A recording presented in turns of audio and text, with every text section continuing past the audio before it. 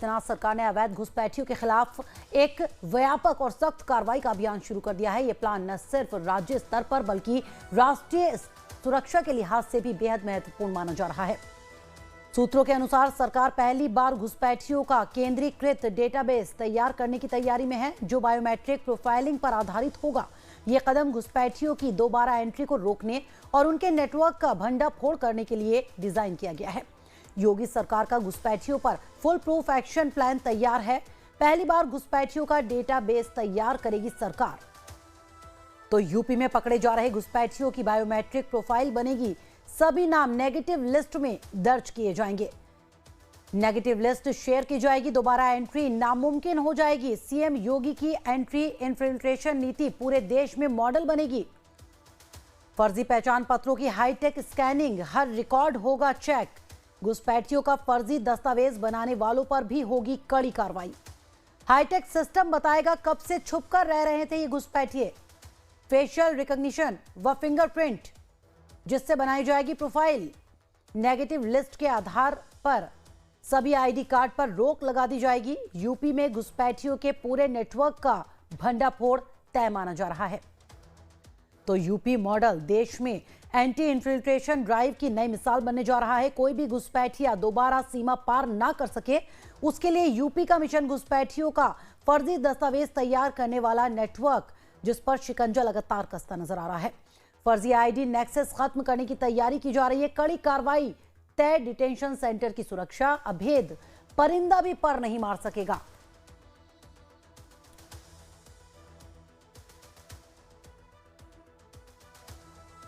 तो यूपी में अवैध घुसपैठियों के खिलाफ एक्शन तेज हो गया है। बांग्लादेशी और रोहिंग्या घुसपैठियों के खिलाफ बड़ा अभियान चलाया जा रहा है। सरकार की तरफ से सीएम योगी के निर्देश के बाद दस्तावेजों का सत्यापन किया जा रहा है। सत्यापन के जरिए ऐसे लोगों की पहचान की जा रही है जो अवैध रूप से निवास कर रहे हैं। तो लगातार योगी सरकार की तरफ से इस मामले को लेकर सख्ती बरती जा रही है। फर्जी पहचान पत्रों की हाईटेक स्कैनिंग की जाएगी। घुसपैठियों का डेटाबेस तैयार किया जाएगा। यूपी में अवैध घुसपैठियों की अब खैर नहीं है।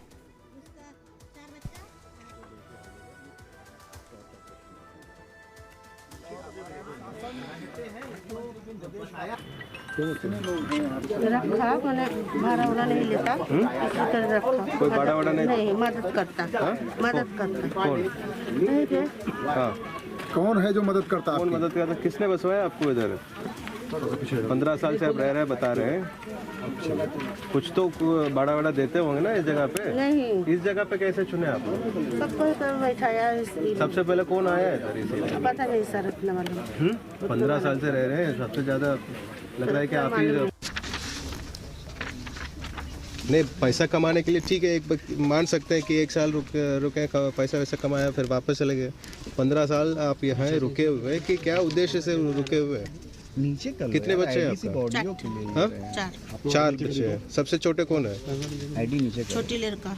कौन? कितने साल का है? कितने साल का है? 17 साल का है। मतलब जैसे वो वहाँ पैदाइश हुए फिर आप लोग। तो उत्तर प्रदेश में चल रही एसआईआर की प्रक्रिया अब नए मोड़ पर पहुंच चुकी है। माना जा रहा है कि सरकार अब नागरिकता सत्यापन को और सख्ती से लागू करने की तैयारी कर रही है। सूत्रों के मुताबिक भारत नेपाल सीमा पर बसे यूपी के कई जिलों में संदिग्ध व्यक्तियों के रिकॉर्ड और गतिविधियों का डाटा इकट्ठा किया जा रहा है।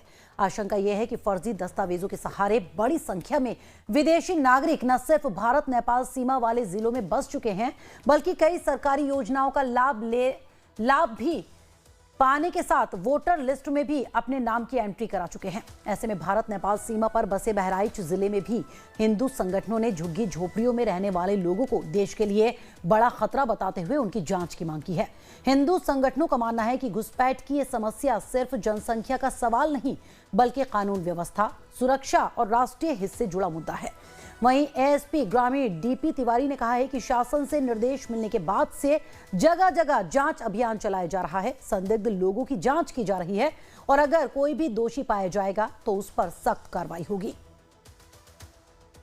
बहराइच जिले में जो एसआईआर का अभियान चल रहा है, मैं जिला प्रशासन से निवेदन करूंगा, मांग करता हूं कि पूरी जिम्मेदारी से जो बड़ा पूरा बड़ा तंत्र लगाया गया है।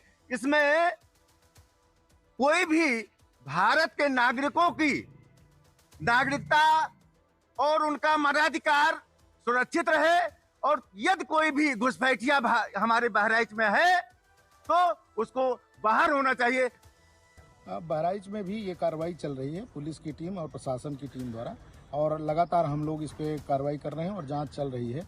खास करके इस विषय पे हम लोगों की जांच ज़्यादा फोकस है कि कोई ऐसा व्यक्ति जो आपराधिक मनोदशा का हो और यहाँ का न रहने वाला हो, बॉर्डर क्षेत्र पर इस बात की संवेदनशीलता और रहती है, तो वहाँ पर भी गहनता से ये कार्रवाई लगातार की जाए।